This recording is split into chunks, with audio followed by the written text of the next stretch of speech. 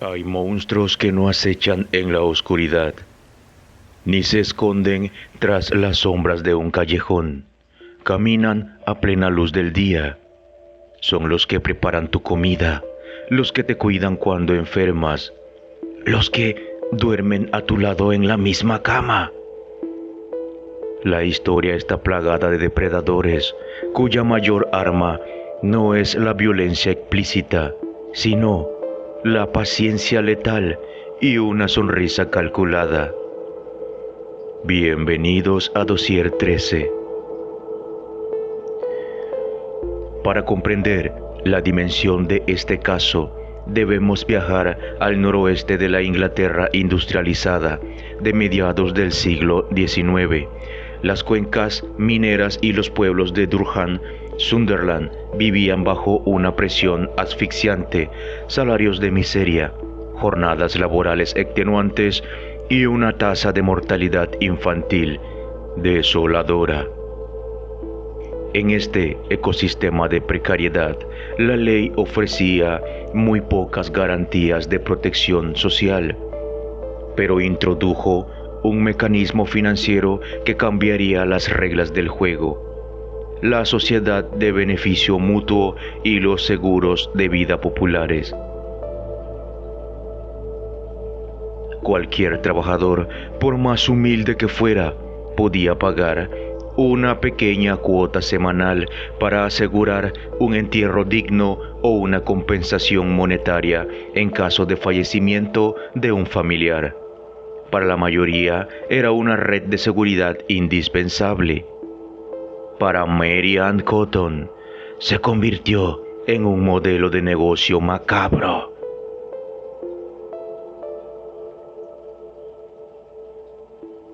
Nacida en 1832 en Lowfield, Mary Ann creció marcada por la rigidez y la dureza del entorno obrero.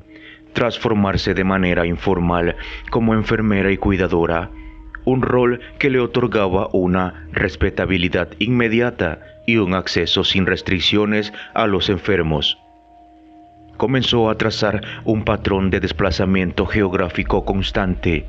Cada vez que el entorno comenzaba a sospechar o las deudas la ahogaban, mudaba a su familia a otro pueblo, reiniciando el ciclo bajo una nueva identidad o un nuevo apellido marital. La mecánica del veneno y el perfil arsénico. El agente silencioso detrás de cada deceso era el trióxido de arsénico, comúnmente conocido como arsénico blanco. En la sociedad victoriana, este compuesto era de acceso libre y trivial. Se vendía en cualquier botica de esquina, bajo el pretexto de controlar plagas de roedores o para su uso en la industria cosmética y de tintes. No requería recetas complejas ni permisos especiales. Cualquier persona podía adquirir una cantidad letal por unas pocas monedas. Desde el punto de vista toxicológico, el arsénico es un arma casi invisible para la medicina de la época. Ingerido en dosis fraccionadas y constantes, imita a la perfección los síntomas de las patologías más comunes del siglo XIX: la gastroenteritis aguda, la fiebre tifoidea o el cólera.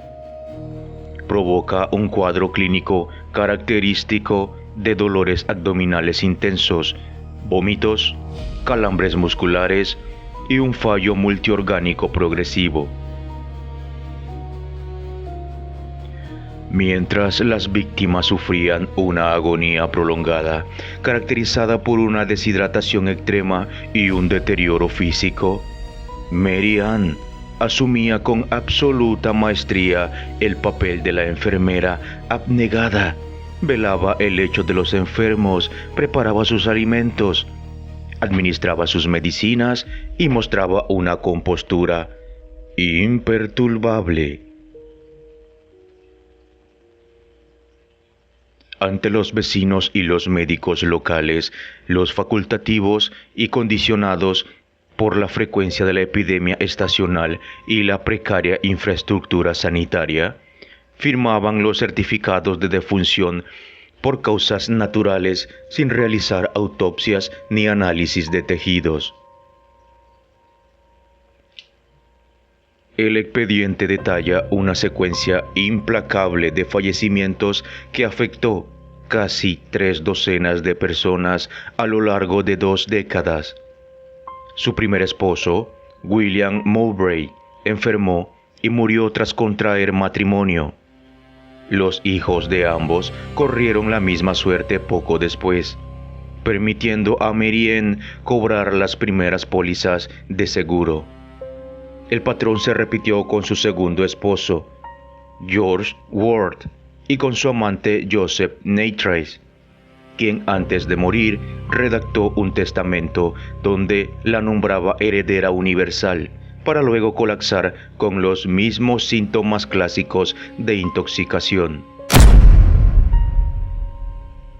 Ninguno de los vínculos amorosos o familiares estaba a salvo de la voracidad económica de Cotton. Incluso los niños que quedaban bajo su cuidado en instituciones de beneficencia o como hijastros sufrían una rápida e inexplicable degradación orgánica. Entre 1860 y 1872, al menos 3 esposos, un amante, varios amigos y más de 10 niños de su propia sangre fallecieron bajo circunstancias idénticas. Las compañías aseguradoras fragmentadas y sin bases de datos unificadas pagaban de manera rutinaria las indemnizaciones a una mujer que vestía de un luto riguroso, interpretando su papel de viuda desconsolada con una frialdad ensayada. Y lo más perturbador de este expediente no es solo la asombrosa cantidad de personas que lograron morir en circunstancias idénticas, bajo el mismo techo, sino el momento exacto en que la maquinaria colapsó, cuando un funcionario local de beneficencia del pueblo de County Durham cruzó los datos de los seguros de vida y notó que Mary Ann pretendía mudar a los únicos supervivientes para cobrar una última póliza. La red de mentiras se derrumbó. ¿Cuántas muertes silenciosas se habrían evitado si los médicos de la época no hubieran confundido la rutina con la fatalidad? La intervención de las autoridades condujo a la exhumación de los cuerpos y a los primeros análisis químicos rigurosos, realizados por el profesor Thomas Stevenson, quien identificó concentraciones masivas de arsénico en los órganos de las víctimas. El juicio a Mary Ann Cotton en 1873 acaparó las portadas de la prensa internacional y expuso las grietas monumentales de un sistema médico e institucional incapaz de detectar el homicidio sistemático en el ámbito doméstico.